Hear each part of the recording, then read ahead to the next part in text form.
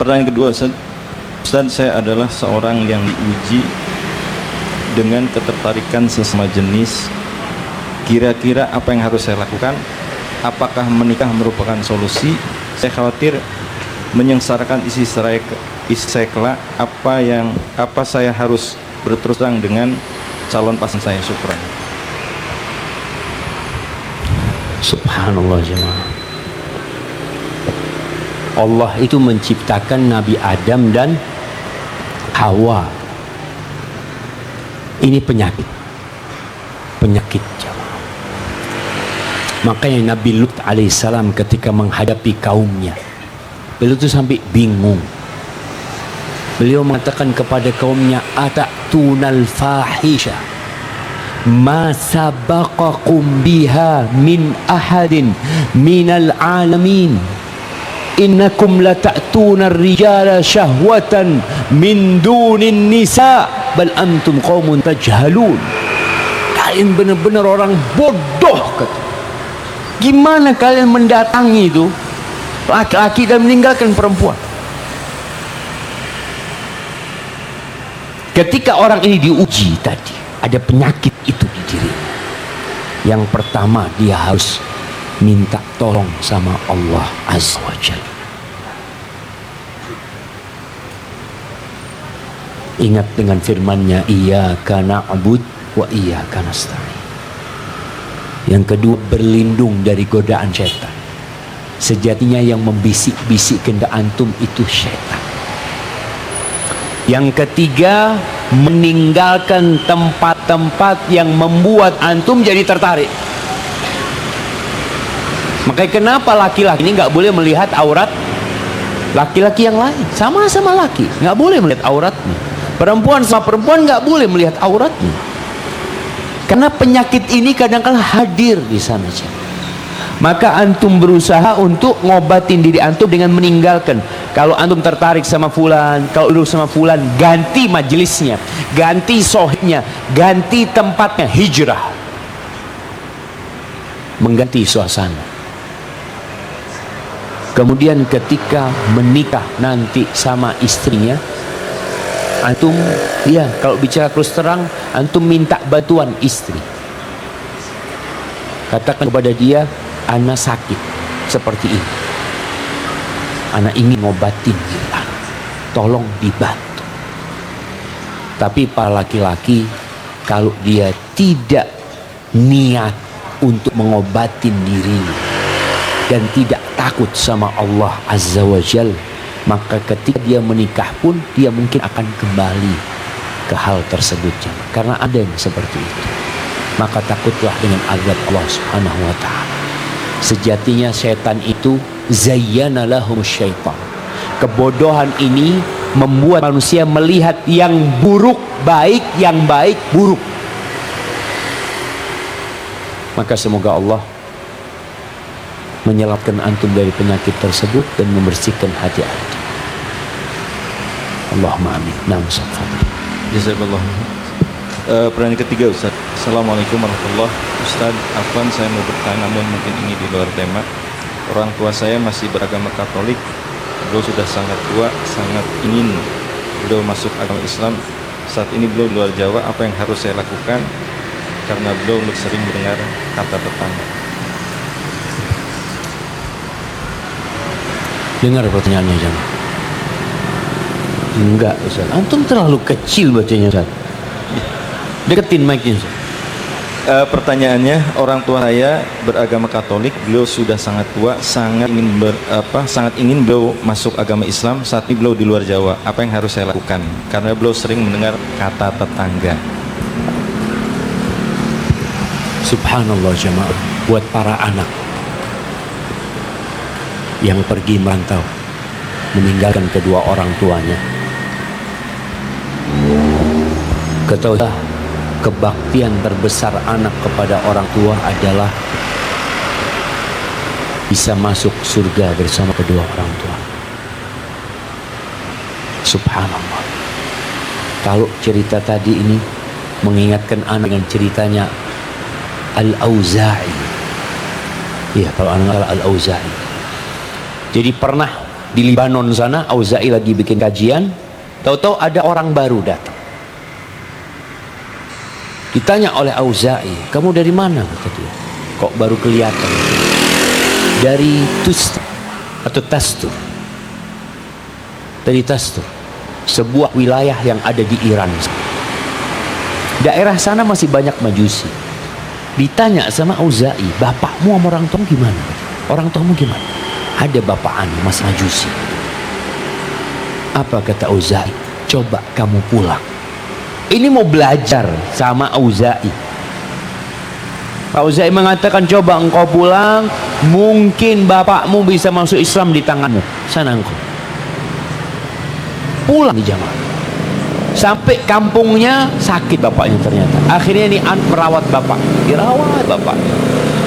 Sampai suatu hari bapaknya mengatakan, nak, agamamu apa sih nak? Engkau kok baik banget gitu. Karena seorang muslim dapat kewajiban berbakti tidak seperti agama lain. Akhirnya anak-anak muslim, ayah, apa tuh Islam nak? Diceritakan sama anaknya. Subhanallah, bapaknya masuk Islam, setelah itu meninggal dunia. Maka buat teman-teman yang merasa orang tua anak masih seperti ini, seperti itu, engkau tinggalkan orang tuamu. Padahal Allah mengatakan, wa in jahadaka ala an tusyrika bi ma laysa laka bihi ilm fala tuti'huma wasahibhuma fid dunya ma'rufa. Kalau kedua orang tuamu memaksamu untuk melakukan kesyirikan yang enggak ada dasarnya itu, maka jangan taat kepada orang tua. Tapi Allah katakan, wasahibhuma fid dunya ma'rufa. Temani keduanya dalam kehidupan dunia dengan cara yang baik. Suhbah itu menemani, jadi sahabat bersama orang tuanya, dengan harapan orang tuanya bisa masuk Islam. Tetapi ketika antum jauh, antum katakan dia lebih suka mendengarkan ucapan tenaganya. Soalnya tenaganya, tetangganya yang kumpul sama dia, jangan. Antum nggak kumpul. Antum sesekali telepon, sesekali berjumpa, sebagian setahun sekali berjumpa dengan orang tuanya. Tinggalkan tempat perantauan antum, datang ke orang tuanya, duduk berbakti sama orang tua, terus berdoa semoga orang tuanya masuk Islam. Apalagi dikatakan sudah sepuh, Ustaz, kerjaan ana di sini, Ustaz, tinggalkan pekerjaan yang memberikan rizki kepadamu di Jogja, dia akan berikan rizki kepadamu di kampung saja. Tapi kadang-kala kita tak yakin sama Allah Jalla Jalla. Ketika seorang niat berbakti kepada orang banyak, insya Allah rizkinya dimudahkan, umurnya dipanjangkan oleh Allah. Maka buat teman-teman yang merantau, tolong kalau kondisi seperti tadi, untuk pulanglah, pulang ke kampungmu, berbakti sama orang. Hadza wallahu a'lam. Pertanyaan berikutnya, Assalamualaikum Ustaz. Berulang kali saya daftar cari kerja polisi, TNI, PNS. Kenapa kok nggak keterima-terima? Terima kasih Ustaz. Karena antum cari kerja, berhenti cari kerja, sekarang cari Allah Azza wa Jalla. Itu sering menggantungkan diri kepada manusia, jemaah.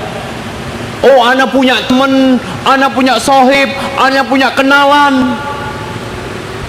Tapi antum lupa yang bisa memberikan pekerjaan kepada antum itu bukan teman antum, bukan sahib antum, tapi Allah Jalla Jalaluh. Innama amruhu idza arada syai'an an yaqula lahu kun fayakun. Antum enggak yakin kalau Allah mau kasih, Allah kasih. Makanya cerita seorang syekh yang dia lihat temannya, ya, sudah 3-4 bulan dia cari kerjaan nggak dapat ya. Dilihat wajahnya lesu. Tanya sama syekh, kau kenapa? Iya syekh, anak ini cari kerjaan, anak udah ngomong sama fulan, anak punya kenalan, ada lobby sana tapi sampai sekarang belum ada kabar. Lalu syekh ini mengatakan, kenapa engkau tidak ketuk pintu Allah Jalla Jalla?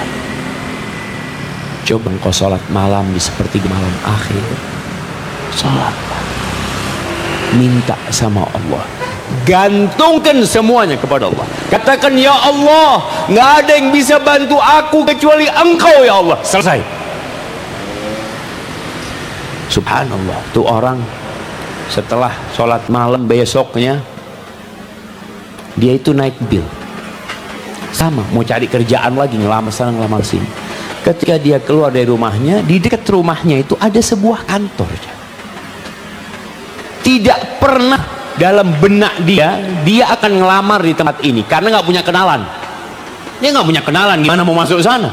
Sedangkan selalu orang berpikir antum nggak akan diterima kalau nggak punya lobby, antum nggak akan diterima kalau nggak punya flu. Selalu itu ditanamkan di benak kita. Ini orang nggak pernah ke sana karena nggak punya kenalan.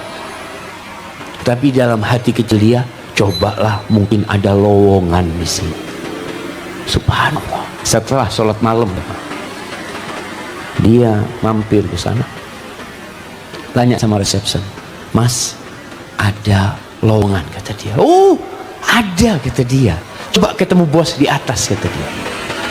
Subhanallah. Nggak kenal sama orang ini jemaah. Dia ke atas ketemu bosnya, ngobrol sama bosnya, ditanya pernah kerja di mana, macam dia ceritakan. Alhamdulillah, kata bosnya, kita punya 2 pekerjaan, antum tinggal pilih. Mana yang antum pilih? Bayangkan, dia nggak kenal sama nih orang, tapi karena dia cari Allah Jalla Jalaluhu, Allah kasih tuh kerjaan sama dia. Dikasih pekerjaan, suruh milih deket rumahnya. Dapat 3 hari dia ketemu sama gurunya. Kata gurunya, ngelihat wajahmu kok lain sekarang, nggak seperti 3 hari yang lalu. Iya Syekh, alhamdulillah ketika ana minta sama Allah semuanya jadi selesai. Allah mengatakan fa inna ma'al usri yusra, inna ma'al usri yusra.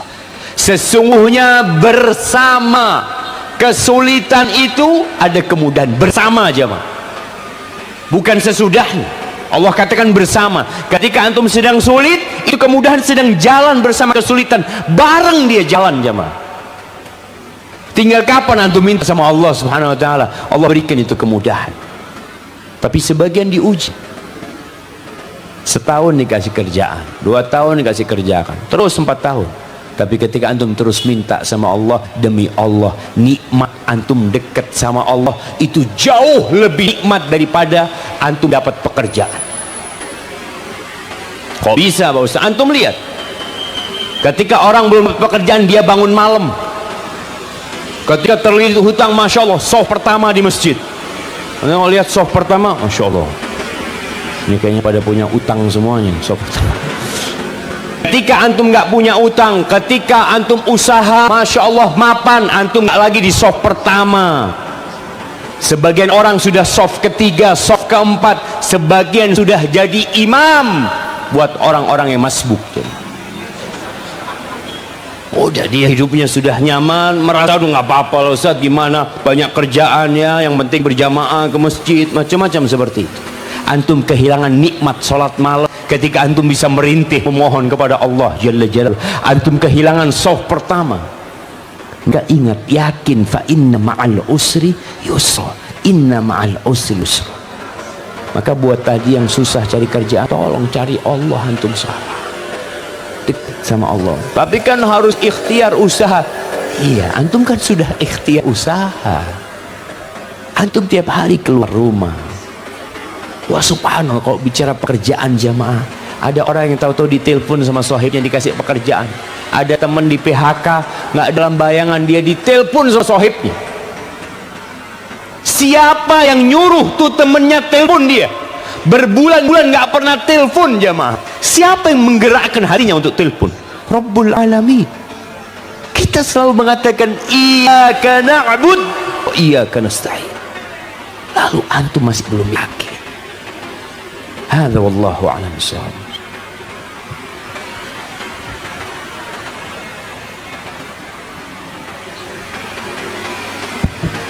Baik, pertanyaan berikutnya Ustaz. Assalamualaikum warahmatullahi wabarakatuh. Jazakallah khairan Ustaz atas pemberian ilmunya. Afwan Ustaz, saya telah berzina dengan seorang akhwat dan kami sudah pisah, tapi hati terkadang masih inginkan dia. Amalan apa yang baik untuk memperbaiki hati saya? Jazakallah khairan.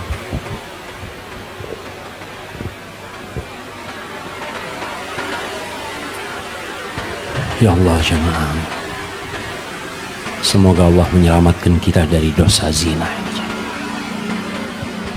Jadi kalau bicara zina,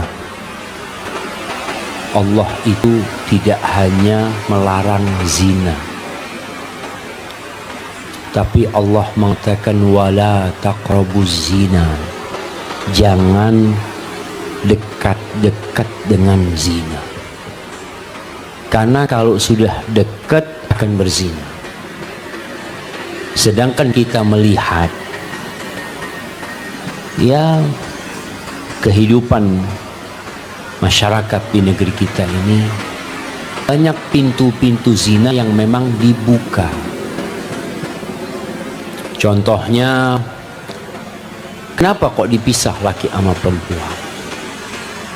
Karena nggak boleh dikumpulin. Apalagi mereka yang sudah baligh akan tergoda. Tuh anak-anak SMA, laki perempuan kumpul, kuliah laki perempuan kumpul.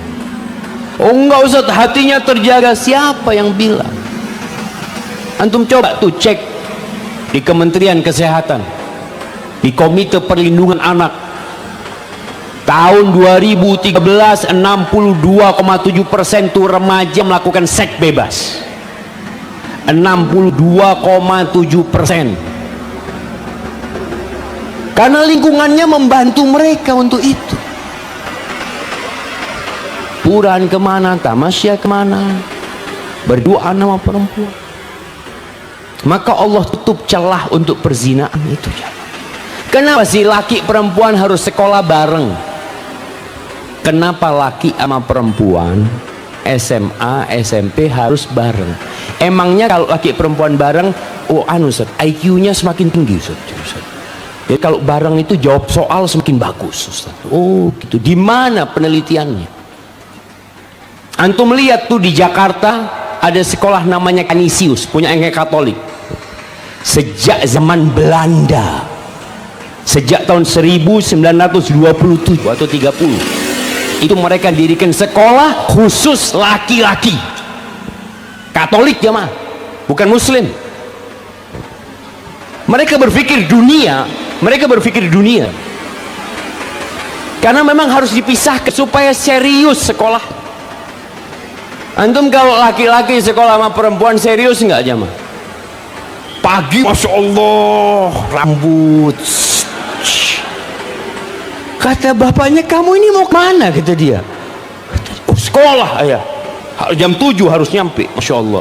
Coba laki semuanya, sekolahnya laki semuanya, nggak ada pakai sarung, mungkin berangkat sekolah. Jadi kalau bicara jamaah, subhanallah, sampai di Meksiko sana jamaah, tempatnya banyak mafia, itu bis perempuan khusus perempuan. Oh, sebelum di Jakarta itu ada busway yang mengatakan khusus perempuan, ada gerbongnya untuk perempuan. Meksiko udah duluan. Kalau bicara dunia, mereka tahu ini nggak bisa dikumpulin. Apa faedahnya dikumpulin? Baik, anak kasih hadiah yang bisa menyebutkan apa manfaatnya kalau laki perempuan kumpul satu kelas. Ya, antum berdiri. Antum kumpul satu kelas sama perempuan. Iya. Berdiri.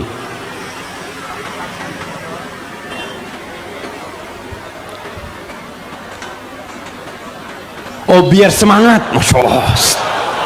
Terus semangat apa? Semangat belajar, semangat ingin dilihat perempuan.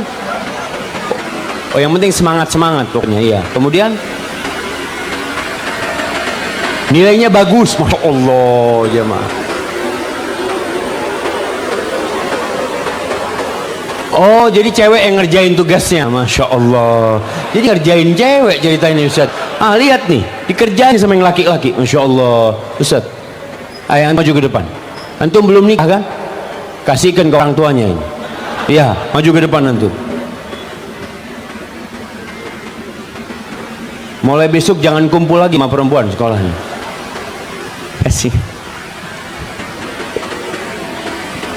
Wallahi jamaah, itu kita tuh darurat seks bebas. Itu 2013 seperti itu. Karena memang kumpul laki perempuannya. Mau berzina di kelas, berzina di kamar mandi, berzina di kebun, berzina di mana. Itu terbuka seperti itu. Jadi kalau dikatakan tadi manfaatnya apa, antum bisa lihat yang sekolahnya itu sekolah yang khusus laki, orangnya jadi semua. Orang yang serius mereka. Kalau tadi katakan kalau ada yang cewek suruh ngerjain gas ya atau apa, seperti nggak ada. Ini ngerjakan kerja sendiri semuanya. Maka tolong kita mulai berpikir. Secara agama Allah mengatakan wala taqrabuz zina. Kalau secara logika dan dunia semua masuk. Kenapa harus dikumpulin? Coba yang laki-laki, perempuan-perempuan semua serius belajar di sekolah. Nanti lulus SMA, sama-sama laki lulus SMA, perempuan lulus SMA, ketemu kawin. Selesai. Tapi kalau tadi dikatakan dia berzina akhirnya dengan akhwat. Ada orang tua yang mengatakan kepada nak jangan berzina. Betul. Tapi dia berada di lingkungan yang membuat dia berzina. Seperti cerita orang tua yang melemparkan anaknya ke kolam, lalu sang ayah mengatakan iyyaka an tabtalla bil ma. Hati-hati jangan sampai basah. Anak iya, gimana? Lemparin ke kolam terus jangan basah.